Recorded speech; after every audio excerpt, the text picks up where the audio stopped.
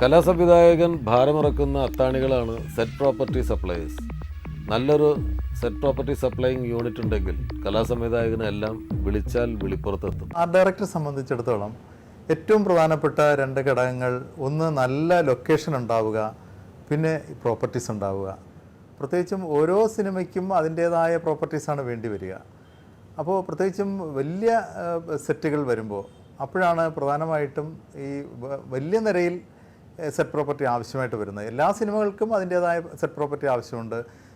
Even പോക്കറ്റിൽ വയ്ക്കുന്നൊരു പേന ഉൾപ്പെടെ സെറ്റ് പ്രോപ്പർട്ടിയിൽ വരുന്നതാണ്. ടേബിൾ ഷീറ്റ് ആയിരുന്നാലും കർട്ടൻസ് ആയിരുന്നാലും ചുവരിൽ വെക്കുന്ന വാൾ ഫിറ്റിങ്സ്, ഇതെല്ലാം സെറ്റ് പ്രോപ്പർട്ടിയിൽ വരുന്നതാണ്. വളരെ ഫർണിച്ചറൊന്നും ഇല്ലാതെ ഉള്ള കൊട്ടാരങ്ങൾ, വലിയ ബിൽഡിങ്ങുകൾ, അങ്ങനെയുള്ള സ്ഥലങ്ങളിലാണ് ശരിക്കും ഈ സിനി ഡക്ക് പോലുള്ള മദ്രാസിലെ വലിയ പ്രോപ്പർട്ടീസ് സപ്ലൈസിൻ്റെ ആവശ്യം വരുന്നത്. പഴയ കാലത്ത് ഈ ഫൈറ്റേഴ്സ് സിനിമയിൽ കണ്ടിട്ടുണ്ടാവും, നിങ്ങൾ എയറിൽ ഇങ്ങനെ സമ്മർസോൾട്ട് അടിച്ച് വരണമൊക്കെ. അത് ചെയ്യാൻ ഉപയോഗിച്ചുകൊണ്ടിരുന്നത് ഒരു സ്ലാൻഡിങ് ബോർഡ് വെച്ചിട്ടായിരുന്നു.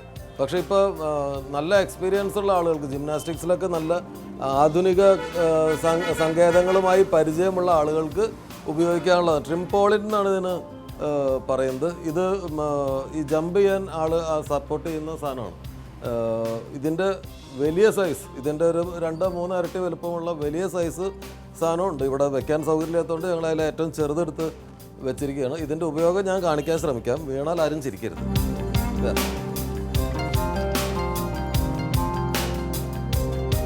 ഇത് തടി കുറഞ്ഞ നല്ല എക്സ്പീരിയൻസ് ഉള്ള ആളുകൾക്ക് ഇതിൻ്റെ സപ്പോർട്ടോട് കൂടിയിട്ട് ഈ ആക്ഷൻ്റെ സപ്പോർട്ടോട് കൂടിയിട്ട് ഹൈറ്റിലേക്ക് ചാടാനും സമ്മർസോൾട്ട് അടിച്ച് താഴെ വീഴാനും ഒക്കെ പറ്റും. മദിരാശിയിലെ ഫിലിം ഡെക്കേഴ്സ് എന്ന സ്ഥാപനമാണിത്. ഇത് 18 വർഷം മുൻപാണ് ആരംഭിച്ചത്. ശ്രീകാന്ത് ശരവണൻ എന്നാണ് ഇതിൻ്റെ ഓണറുടെ പേര്. ഈ സ്ഥാപനത്തിൻ്റെ ഉദ്ദേശം, അല്ലെങ്കിൽ ഈ സ്ഥാപനം സിനിമയ്ക്ക് നൽകുന്ന സേവനം എന്ന് പറയുന്നത് വളരെ നമ്മുടെ സെറ്റുകളെല്ലാം ഡെക്കറേറ്റ് ചെയ്യാൻ ആവശ്യമായ സാധനങ്ങൾ ആർട്ട് ഡയറക്ടേഴ്സ് ഇവിടെ നിന്നാണ് എടുത്തുകൊണ്ട് പോകുന്നത്, വാടകയ്ക്ക് എടുത്തുകൊണ്ട് പോകുന്നത്. ആ സെറ്റിലേക്ക് എന്ത് ആവശ്യമാണോ ആ സാധനങ്ങൾ കളക്ട് ചെയ്ത് നൽകുക എന്നുള്ളതാണ് ഫിലിം ഡെക്കേഴ്സിൻ്റെ ജോലി. ഇപ്പോൾ ഫിലിം ഡെക്കേഴ്സ് ചെയ്യുന്ന മറ്റൊരു കാര്യം, സിനിമയുടെ ടെക്നിക്കലായിട്ടുള്ള കാര്യങ്ങൾ. ഇപ്പോൾ ഒരു ഗാനരംഗത്ത് നായികയുടെ സാരി പാറിപ്പറത്തുന്ന കാറ്റ് നമ്മൾ വിചാരിക്കുന്ന സമയത്ത് ഉണ്ടാവില്ല. അപ്പോൾ അത് ഉണ്ടാക്കുന്നതിന് ആവശ്യമായ വലിയ ഫാനുകൾ, പ്രൊപ്പല്ലേഴ്സ്, അങ്ങനെ സിനിമയ്ക്ക് ആവശ്യം വരാൻ സാധ്യതയുള്ള എല്ലാ സാധനങ്ങളും സ്റ്റോർ ചെയ്യുന്ന ഒരു സ്ഥാപനമാണ്. ആ സ്ഥാപനത്തിൻ്റെ ഓണറാണ് മിസ്റ്റർ ശ്രീകാന്ത്. എത്ര വർഷമായി ഇത് സ്റ്റാർട്ട് பண்ணிட்டு? இது 18 இயர்ஸ் ஆச்சு. 18 இயர்ஸ்.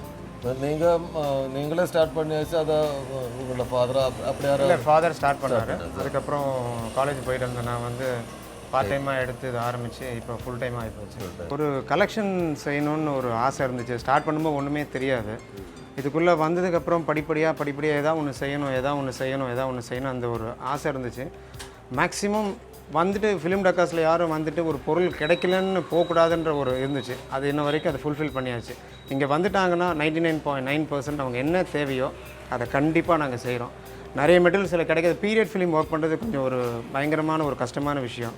இப்போ மணிரத்னம் சாரோட குரு படம் வந்து ஒரு பீரியட் ஃபிலிம் ஒர்க் பண்ணுறது வந்து பெரிய எக்ஸ்பீரியன்ஸு. அதில் உள்ள அந்த 1930 டைப்ரைட்டர்ஸ், அந்த 1930 உள்ள ப்ராப்பர்ட்டிஸு, இதெல்லாம் தேடி கண்டுபிடிக்கணுன்றது ஒரு கஷ்டமான விஷயம். பட் எப்படியோ எங்கேயோ எதோ முடிஞ்சு அதுவும் பண்ணியாச்சு.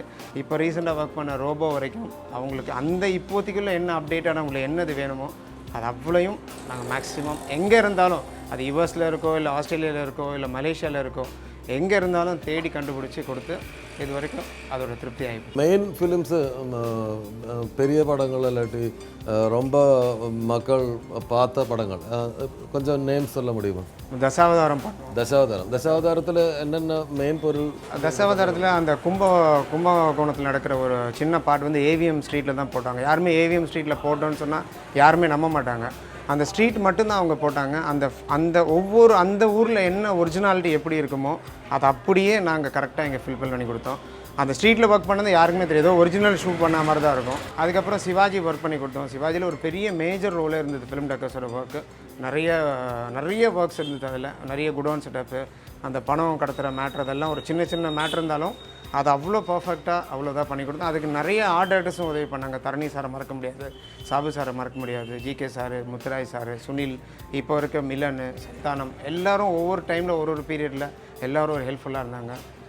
அது அவங்களோட கோஆர்டினேஷன் இல்லாமல் பண்ணியிருக்க முடியாது. ஆர்ட் ப்ராப்பர்ட்டிஸ்க்கு எல்லாமே டெக்னிக்கலாக நிறைய சப்போர்ட்டோட எக்யூப்மெண்ட்ஸ் இப்போ உங்கள் கையில் இருக்குது. இப்போ உதாரணமாக சொன்னால் இந்த ஃபேன்,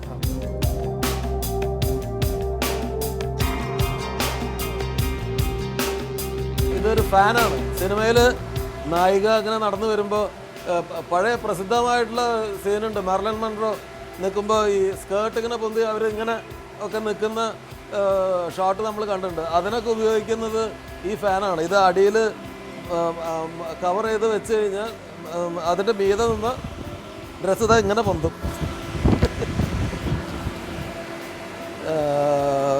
ഈ ഫാൻ ഹാൻഡ് ഹെൽഡ് ആയിട്ട് ഉപയോഗിക്കാം. ഇത് കയ്യിലെടുത്ത് ഷോൾഡറിൽ വെക്കാം. ഇപ്പോൾ ഒരു ക്ലോസപ്പ് ഷോട്ട് എടുക്കുമ്പോൾ ഇപ്പോൾ ഇദ്ദേഹത്തിൻ്റെ മുടി പറക്കുന്നത് കാണിക്കണമെന്നുണ്ടെങ്കിൽ ഈ ഫാൻ ഫ്രെയിമിന് പുറത്ത് വെച്ചിട്ട് ഓൺ ചെയ്ത് കഴിഞ്ഞാൽ മുടി പറക്കും.